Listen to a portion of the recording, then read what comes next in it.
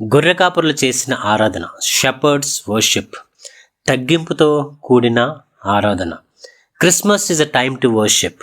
ఈ క్రిస్మస్ సందర్భంగా నిజమైన ఆరాధన మనం ఏ విధంగా చేయాలనేది గొర్రె కాపరులు ఆ రోజు వాళ్ళు చేసిన ఆరాధన బట్టి మనం నేర్చుకోవచ్చు.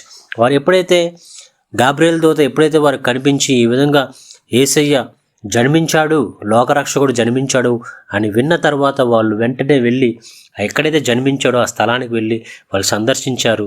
చూసిన వెంటనే సంతోషంతో ఆనందంతో ఆరాధించారు, సంతోష గానాలు పాడారు.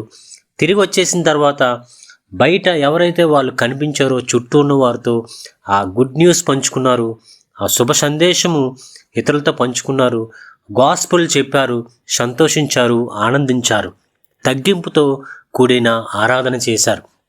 ఎక్కడ హంగామా చేయలేదు, సెలబ్రేషన్స్ ఈవెంట్స్ అలాగా గొప్ప గొప్ప ఖర్చులు పెట్టి వాళ్ళు చేసింది ఏమీ లేదు. వాళ్ళు ఏమైతే విన్నారో ఏమైతే చూశారో వాటిని మాత్రం వాళ్ళు సంతోషంగా పంచుకున్నారు.